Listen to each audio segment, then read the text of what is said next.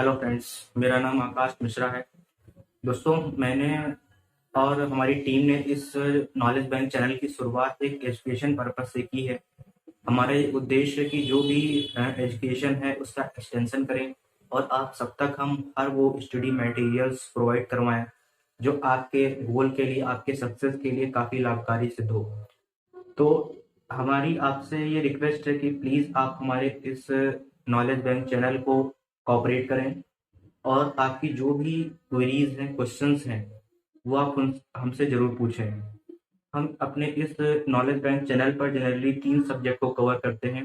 एक एग्रीकल्चर, दूसरा मैथमेटिक्स और तीसरा साइंस। तो दोस्तों, आज का हमारा जो टॉपिक है वो है नर्सरी मैनेजमेंट, जो कि हॉर्टिकल्चर का एक पार्ट है और हॉर्टिकल्चर एग्रीकल्चर की ही एक ब्रांच है। तो आज हम इस चैप्टर को कवर करने जा रहे हैं, nursery management. Generally nursery management होती क्या है, नर्सरी होती क्या है और नर्सरी की ज़रूरत क्यों पड़ती है, सबसे पहले ये जानना ज़रूरी है। तो नर्सरी एक ऐसी साइट होती है, एक ऐसा फील्ड का पोर्शन होता है जहाँ पर हम अपने प्लांट की केयर करते हैं, उसे रियर करते हैं, उसका पालन पोषण करते हैं जब तक वो फाइनल ट्रांसप्लांटिंग के लिए तैयार ना हो जाए। तो इसकी डेफिनेशन हम दे सकते हैं कि नर्सरी इज द साइट और portion of a field in which we rear the plant until it is not prepared for final transplanting। तो अब नर्सरी जनरली हमारी दो प्रकार की होती है, एक होती है टेम्पोररी और दूसरी परमानेंट। टेम्पोररी नर्सरी ज़्यादातर हम ग्रामीण क्षेत्रों में देखते हैं, जो एक खुली हुई साइट पर होती है, खुले क्षेत्र में होती है और इस टाइप की नर्सरी उगाना काफ़ी आसान होता है। मगर जो परमानेंट टाइप की नर्सरीज होती हैं, ये एक बंद चैम्बर में होती हैं, ये घिरी हुई होती हैं और ऊपर से भी कोई एक चीज से कवर्ड हुई होती है, जैसा पॉली हाउस हो गया, ग्रीन हाउस हो गया।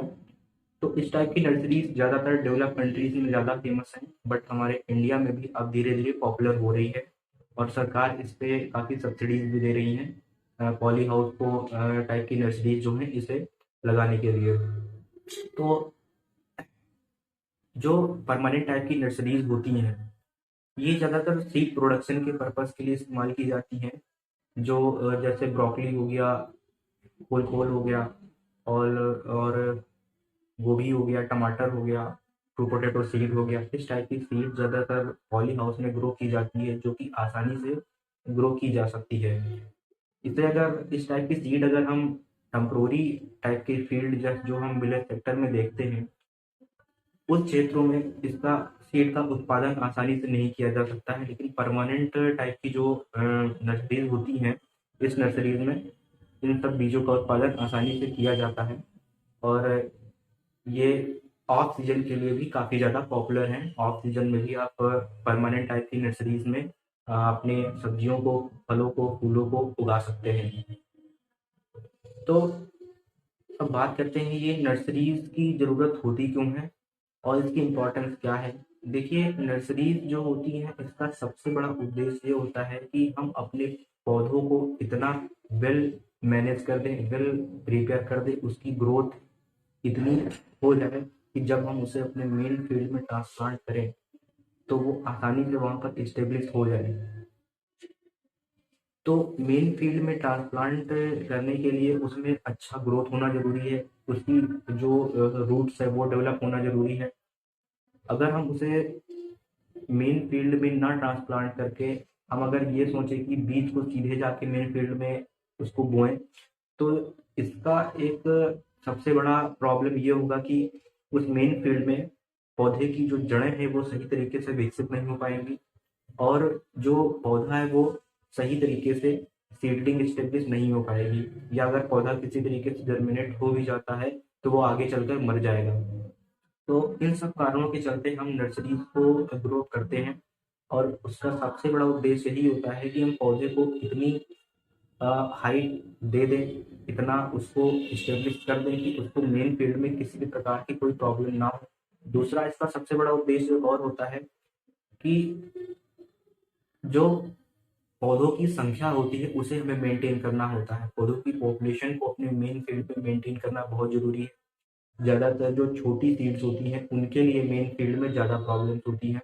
एक तो वो जर्मिनेट नहीं होती हैं, दूसरी छोटी सीड ज़्यादा भी लगती हैं। अगर आप अपने मेन फील्ड में डायरेक्ट सोइंग करेंगे तो ज़्यादा सीड लगेंगी, और अगर वो सीड आप बोओगे ही, सीड किसी तरीके से जर्मिनेट हो भी जाती है तो काफ़ी डेंस हो जाएगा आपका फील्ड, काफ़ी ज़्यादा घना हो जाएगा, उसमें इतने सारे पौधे हो जाएंगे कि आप उसे इंटरकल्चरल ऑपरेशन आसानी से कर ही नहीं सकते हैं।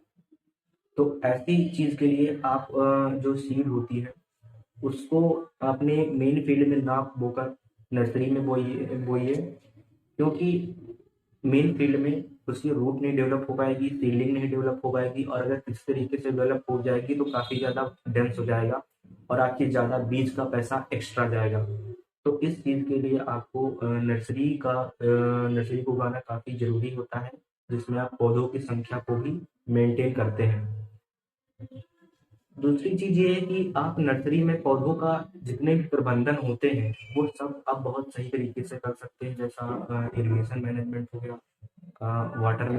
इरिगेशन और वाटर मैनेजमेंट हो गया, न्यूट्रिएंट मैनेजमेंट हो गया, और इंसेक्ट पेस्ट मैनेजमेंट हो गया। ये सारे मैनेजमेंट आप बहुत अच्छे से कर सकते हो। कटिंग, प्रूनिंग, बडिंग, ये सब आप अपनी नर्सरी में बहुत आसानी से कर सकते हो। तो आप अपने जो नर्सरीज हैं उसमें हर एक प्लांट पर एक अच्छा ध्यान देते हो, जो कि अपने मेन फील्ड पे नहीं दे सकते हो।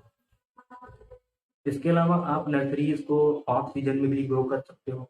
तो तो अब बात करते हैं कि नर्सरी के लिए साइट का सिलेक्शन कैसे करें। देखिए, नर्सरीज को ऐसी जगह पर सेलेक्ट करते हैं जो किसी बिल्डिंग या किसी शहर के आसपास ना हो, वो शहर से थोड़ा दूर हटके हो, मतलब किसी बिल्डिंग के आसपास नहीं लेते हैं। दूसरी चीज ये कि आप जब भी नर्सरीज लेंगे किसी उठे हुए एरिया में लेंगे, किसी ऐसे एरिया में नहीं लेंगे जहाँ पे जल भराव की स्थिति पैदा हो जाए। वाटर लॉगिंग की कंडीशन वहाँ बिल्कुल नहीं होनी चाहिए। आप उसे रेस्ट एरिया में या उठे हुए एरिया में, या जो थोड़ा हाई स्लोप का है, वहां पर आप लें। इसके अलावा आप नर्सरीज जो भी ले रहे हैं उसमें इरिगेशन का पूरा अच्छा मैनेजमेंट होनी चाहिए, सिंचाई की पूरी व्यवस्था होनी चाहिए, और नर्सरीज जिस भी जगह लें वो जमीन फर्टाइल होनी चाहिए, उसकी उत्पादकता अच्छी होनी चाहिए। इसके अलावा नर्सरीज को आप लेने के लिए जनरली जब भी लें तो मेन फील्ड के पास लें जिसमें आपको ट्रांसप्लांट करना है, और अगर आप मार्केटिंग पर्पज से ले रहे हैं तो आप किसी मार्केट के पास ले सकते हैं। तो ये सब चीज़ें हमें देखनी होती है। दूसरी सबसे बड़ी बात ये है कि नर्सरी जहाँ भी ले वहाँ पर लाइट पूरी तरीके से आ रही हो, प्रकाश की किरणें पूरी तरीके से पहुँच रही हो, जो कि फोटोसिंथेसिस के लिए बहुत ज़रूरी होता है। और दूसरी चीज़ ये कि वो किसी सेट के आसपास भी थोड़ा बहुत सेट हो, ज़्यादा सेट ना हो, ज़्यादा छाँव ना हो, लेकिन थोड़ी बहुत छाँव हो और साथ ही साथ धूप भी प्रॉपरली पहुँच रही हो। तो ऐसी जगह पे आप सिलेक्शन कर सकते हैं। अब बात करते हैं कि जो सीड है वो कैसी हो। देखिए, नर्सरी के लिए जो भी सीड्स हम लेते हैं वो ज़्यादातर बाजार में जो आती हैं वो काफ़ी धोखेबाज निकल जाती हैं, वो सही से जर्मिनेट नहीं होती है, और अगर जर्मिनेट हो जाती हैं तो उसकी उत्पादकता कम होती है, बहुत सारी प्रॉब्लम्स होती हैं। आप गहरे गहरे स्रोत से अगर आप सीड को ले लेते हैं तो मेरी आपसे यही रिकमेंडेशन है कि आप जब भी सीड लें तो किसी अच्छे स्रोत से लें, जैसे national seed corporation, state seed corporation या डिस्ट्रिक्ट हॉर्टिकल्चर ऑफिस से आप उस सीड को ले सकते हैं। और जब भी आप सीड लें तो उसमें सीड इंडेक्स जरूर देखें, जैसा उसका प्योरिटी परसेंट कैसा है, उसका जर्मिनेशन परसेंट कैसा है, उसमें इनर्ट मैटर कैसे है, वगैरह वगैरह, ये सब चीज़ें आप देख के जरूर लें। तो ज़्यादातर जो भी लें तो जर्मिनेशन परसेंट 95 to 98% जरूर लें, और प्योरिटी परसेंट भी 90 to 95 आपकी जरूर होनी चाहिए। ये सब आप जरूर देखें जहाँ से भी सीड लें। अब सीड लेने जब भी आप जाते हैं तो उसके बाद उसे डिसइंफेक्ट करना बहुत जरूरी होता है, सोइंग करने के बाद से पहले। अगर आप डिसइंफेक्ट नहीं करेंगे तो हो सकता है कि जो सीड से होने वाली बीमारियां हैं, पौधों में होने वाले जो रोग जो बीज से ज़्यादा होते हैं वो फैल ज़्यादा सकते हैं। तो इसके लिए आप सीड को डिसइंफेक्ट करें। डिसइंफेक्ट करने के लिए आप कैल्शियम हाइपोक्लोराइड की जो दवा है कैल्शियम हाइपोक्लोराइट को आप लगभग 100 ग्राम 1.5 लीटर पानी में डालकर आप उसे सीड का ट्रीटमेंट कर सकते हैं, बीज उपचार कर सकते हैं। और इसके अलावा फिजिकल मेथड भी होता है। फिजिकल मेथड से बीज का उपचार करने के लिए आप उसमें एक वाटर लीजिए किसी एक बर्तन में, जिसे लगभग 50 से 60 सेल्सियस तक हीट करें।